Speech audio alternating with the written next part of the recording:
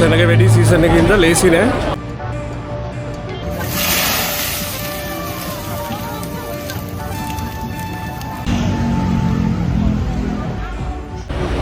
අපිට පේනවා මම ඇවිල්ලා තියෙන්නේ මේ අමුතු කෑම ගන්නට පුළුවන් චයිනා ටවුන් නයිට් මාකට් එකට නයිට් බසාර් එකට ස්ට්‍රීට් ෆුඩ් ගොඩක් තියෙනවා. බලන්න දේවල් ගොඩයි. මේක තන අමුතු දේවල් විකුණන්න තියෙනවා මේ බැංකොක් වල. ගෝනුස්සෝ තියෙනවා. ඉතින් අපි කරන්න යන්නේ පොඩ්ඩක් වටයක් දාලා මොනවද තියෙන කෑම කියලා බලන්න.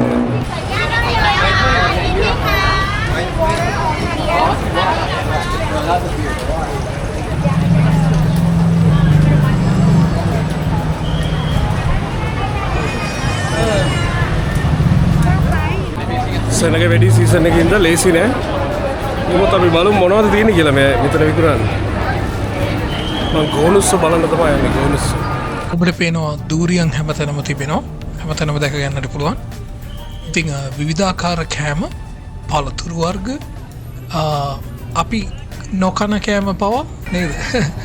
ඔබට පේනවා එක ජාති සංචාරකයන් වෙනුවෙන් සහ ඒ රටේම අය වෙනුවෙන් මීදී පළතුරු ඒව අතර බීම වර්ග දෙලුම් බලන්නකෝ ලොකු දෙලුම් ශ්‍රී ලංකාවේ මෙච්චර ලොකු දෙලුම් හම්බෙන්නේ නැහැ.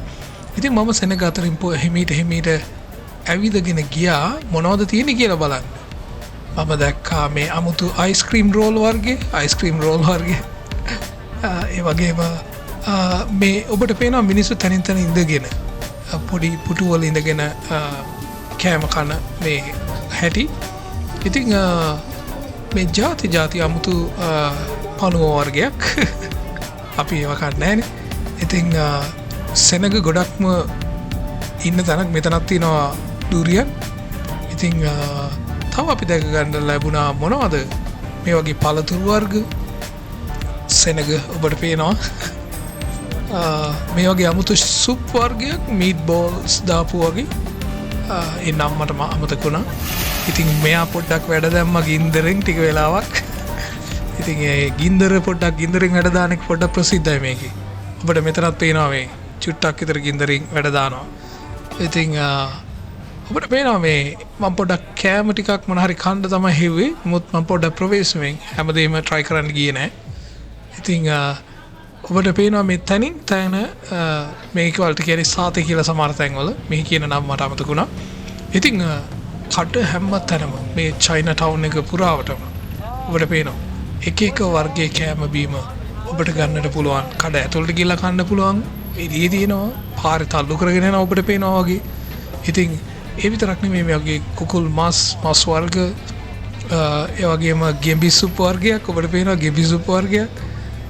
ගෙම්බෝ විතරක් නෙවෙයි මේ ආකාර අමුතු සුප් වර්ග ඉස්සද තව මොනවද වෙන්න තව ගින්දර සෙල්ලම්. ඉතින් මේ වගේ මේ මීට් බෝල්ස් වගේ අමුතු ආහාර ඒ විතරක් නෙවෙයි ස්ට්‍රීට් ෆුඩ් නිකන් කෑම කන්න පුළුවන් මේ ලංකාවේ වඩ වගේම. ඉතින් මේ පෝක් මොනවාද උරුමස් රෝල්ස් ඒ වගේ අමුතු ආප වර්ගයක් ලංකාවේ මේවා දකින්න නැහැනේ. ඉතින් රෝල්ස් වර්ග ජාති. ඉතින් මම මෙතනට ඇවිල්ලා මේ ස්ටික් එකට ගහලා අර සාතේ කියලා තියෙනවා මේ මැලේසියාවේ එහෙම එනේ වගේ මස් ගහලා ඒ වගේම මේ අන්නාසි ගහලා විකුණන එකක් මට ඒක try කරන්න මාස හිතුණා මෙතන. ඉතින් මොහු මට එකක් පුච්චනවා ඔබට පේනවා ඒක පුච්චනවා අර ගින්දරෙන්. ඒක මම බලාගෙන හිටිය ටික වෙලාවක් එතනට වෙලා හිටගෙන. ඔය මගේ කෑම එක තමයි ඔහු පිළියෙල කරන්නේ ගින්දරෙන්. ඒක අර ස්ටික් එකකට ගහලා තියෙන මස් මම ගත්තේ හරක් මස් ඇත්තරම. ඒකට පළතුරුත් ගහලා තියෙනවා. ඉතින් අවසානයේ ලකි මේ ආකාරයට ඔහු ටික වෙලාවක් ඒකේ වැඩ කරලා අනිත් එක්කෙනෙකුත් බලාගෙන ඉන්නවා ඒකම ගන්න එහා පැත්තේ. ඉතින් මට මෙන්න මෙහෙම හම්බුණා. thank you කියලා මම තව ඉස්සරහට ගියා මගදී ඒක නැවතිලා කෑවා කාලේ ඉවරලා. තවත් කෑම බල ගියා. මෙන්න තවත් මීට් බෝල්ස් වගේ ඒවා. තව ගොළු බෙල්ලෝ හම්බුණා. මේ වගේ අමුතු කඩල වර්ගයක් හම්බුණා. ඉතින්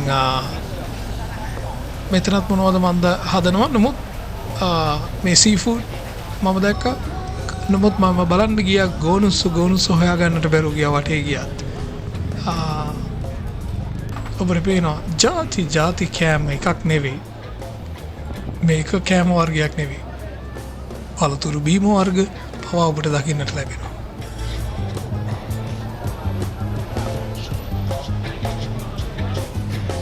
ඉතින් මම දිගටම යද්දී ඔබට පේනවා මේ කුකුල් මස් වර්ග තැනින් තැන තවත් ගිනි වැඩ දාන අයියා කෙනෙක් ගින්දරෙන් එතන රයිස් දානවා වගේ. ඉතින් මෙතන ඉතාමත් විශේෂ තැනක්. ඔබ බැංකොක් නගරයට ආවොත් කවදාවත් මේ චයිනාටවුන් නයිට් මාකට් එක අමතක කරන්න එපා. ඉතින් මම ඉක්මනින් මෙතනින් ගියා රැ වෙන නිසා මගේ හොටෙල් එකට යන්න ඕන නිසා. මේ වගේ තව කියන්න කතා ගොඩ දේවල් තියෙනවා අපේ channel එකත් එක්ක සම්බන්ධ වෙන්න, TikTok එකත් එක්ක සම්බන්ධ වෙන්න අපිව subscribe කරලා, like කරලා, comment කරලා, share කරලා අපි සමග ඉන්න. ජය වේවා.